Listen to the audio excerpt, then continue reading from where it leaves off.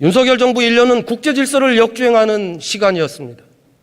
대한민국은 지정학적 특수성으로 인해 어느 쪽이 정권을 잡던 자주와 평화, 공전이라는 원칙을 두고 국익에 기초한 실리외교, 균형외교를 한다는 기본적 컨센서스가 있었습니다. 그러나 윤석열 정부 1년간의 외교는 오로지 우방을 앞세운 맹목적인 미일 의존 외교 전략만 있었습니다. 미국의 불법 도청에는 찍소리 한 번 못했고, 우리에게 불리한 인플레이션 감축법, 반도체 지원법은 정상회담의 의제로도 삼지 못했습니다. 일본과의 외교는 또 어떻습니까? 사죄의 명분도 배상의 실리도 없이 식민지 역사 문제를 양보하고 지소미아 정상화라는 미명으로 우리 군사정보도 일본에 공유했습니다. 일본 구구 세력의 끊임없는 도발에는 눈 감고 이제는 후쿠시마 오염수 방류까지 비호하고 있습니다. 윤석열 대통령은 한미 정상회담에 앞서 엉뚱하게 대만과 중국의 분쟁에 끼어들어 중국을 압박하고 건승만 생기면 중국 때리기에 여념이 없습니다. 이미 G7 국가들은 중국과 디커플링이 아닌 디리스킹 관계임을 공식화했고, 금방이라도 중국과 일전을 불살 것 같았던 미국도 자신들의 국익을 위해 적극적인 협상의 태도로 선회하고 있습니다. 상황이 이런데도 균형감을 상실하고 달려온 지난 1년의 외교안보 정책이 전혀 문제없다고, 성공적이라고 말하실 수 있습니까?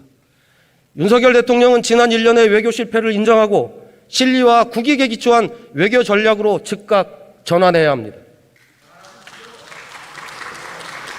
윤석열 정부 1년은 경제가 파탄나는 시간이었습니다. 반도체 시장이 살아나기만을 기도하는 기우제 경제, 금융시장은 망가지고 있는데 선거 때문에 이도저도 못하는 총선 경제, 건전재정 한다면서 재벌과 집부자들 세금은 깎아주는 어거지 경제에 민생이 신음하고 있습니다. 우리 살림살이는 또 어떻습니까? 올해 1분기 가계동향조사에 따르면 소득 증가율은 하위 20%보다 상위 20%가 2배가 빠릅니다. 가처분 소득으로 따지면 증가율은 3배나 차이가 납니다. 하위 60%의 실질소득은 작년에 비해 모두 감소했고 상위 40%만이 작년보다 실질소득이 늘었습니다. 기업들 세금 깎아주고 규제도 완화했는데 과연 낙수는 어디로 간 것입니까? 이게 바로 국민 기만입니다. 윤석열 정부 1년은 저출생을 부추기는 시간이었습니다. 2020년에 나온 4차 저출산 고령사회 기본계획은 개인의 삶의 질을 높이고 성평등을 이루는 조치 없이 아무리 출산을 장려해도 결코 출생률을 높일 수 없다는 지극히 합리적인 문제의식을 밝힌 바 있습니다. 그러나 윤석열 정부는 이에 정면으로 역주행 중입니다. 고용노동부 장관이 저출생 대응을 위해 노동개혁을 서두르겠다고 밝히더니 나온 것이 주 69시간제입니다. 참으로 황당한 일입니다. 아시다시피 다음 스텝은 노조 탄압이었습니다.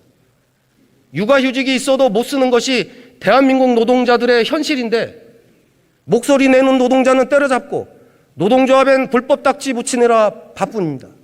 노동자들이 대항력이 없는데 개인의 삶의 질이 어떻게 향상될 수 있습니까?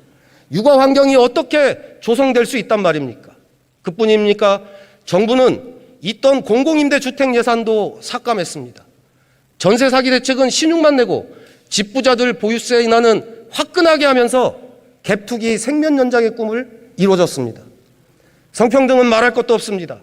구조적 성차별 문제를 해결하기는커녕 있는 여성부까지 없앤다는 정부입니다. 단 한 가지도 아이를 낳을 생각이 들 만한 요소가 없습니다. 아이에게 들어가는 비용과 노동을 감당할 엄두가 나질 않습니다.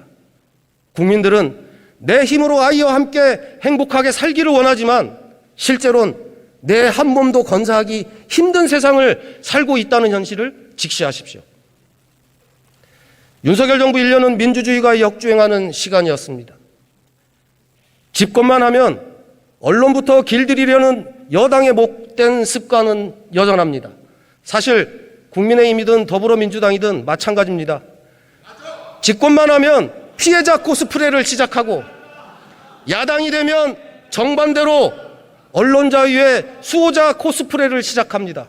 마치 서로가 내로남불의 무한궤도에 빠진 것처럼 역할만 바꿀 뿐입니다. 이번에는 윤석열 대통령이 전면에 나섰습니다. 야당은 만나지도 않고 듣기 싫은 언론은 좌파 언론으로 매도하고 법은 다 무시하고 시행령으로 밀어붙이고 국회 입법은 거부해버리는, 과연 이런 것도 민주주의라고 부를 수 있습니까? 윤석열 정부는 언론 길들이기, 시행령 통치, 거부권 통치, 그리고 사정기관을 동원한 법복 통치를 즉각 중단하십시오.